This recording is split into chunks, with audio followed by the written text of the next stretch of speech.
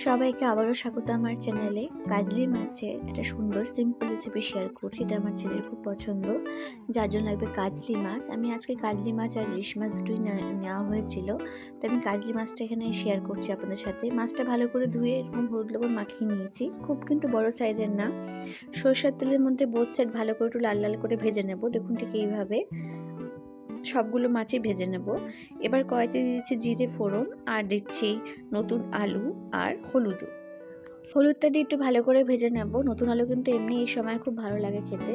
হলুদটা দিয়ে ভেজে নেওয়ার পরে এবার আমি দিয়ে দিচ্ছি এখানে 1 চামচ আদা বাটা, দিচ্ছি একটা মিডিয়াম সাইজের ছোট টমেটো, গোটা টমেটোটা দিচ্ছি, জিরে গুঁড়ো 1 চামচ, ধনে গুঁড়ো 1 চামচ, আর একটু কাশ্মীরি লঙ্কার গুঁড়ো, যেহেতু ছেলের জন্য করছি তাই শুকনো লঙ্কা গুঁড়ো দিচ্ছি না। আর দিচ্ছি স্বাদ মতো লবণ, দিয়ে ভালো করে মিশিয়ে একটু কষিয়ে নেবো মশলাটা। টমেটোটা মেল্ট হওয়া অবধি কিন্তু মশলাটা কষিয়ে নিতে হবে, তাহলে কিন্তু স্বাদটা ভালো হবে, যেহেতু আর কোনো মশলা দিচ্ছি না এখানে। দেখুন টমেটোটা মেল্ট হয়ে গেছে, দিয়ে দিচ্ছি জলটা দিয়ে একটু কভার করে কুক করে নেব। আর এই রেসিপিটা কিন্তু পেঁয়াজ কলি দিয়ে বা পেঁয়াজ দিয়েও চচ্চড়িও করা যায়, বিভিন্নভাবে করা যায়। আমি সেটাও পরে শেয়ার করবো আপনাদের সাথে। তো দেখুন ঝোলটা ফুটে গেছে, আলুটাও সিদ্ধ হয়ে গেছে। এবার মাছটা, ভেজে রাখা মাছটার মধ্যে অ্যাড করে দিচ্ছি।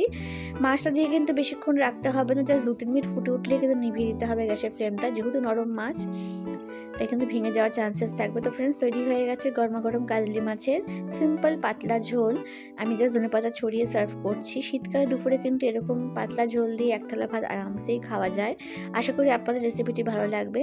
তো ভালো লাগলে প্লিজ কমেন্ট করে জানাবেন। আর যারা যারা আমার ভিডিও দেখে তাদের সবাইকে অনেক থ্যাংক ইউ। আমি সবার চ্যানেলে কমেন্ট করতে পারি না, তার জন্য সবাইকেই সরি বলছি, বাট আমি সবার চ্যানেলটাই ফলো করি। তো please support my channel. Thank you.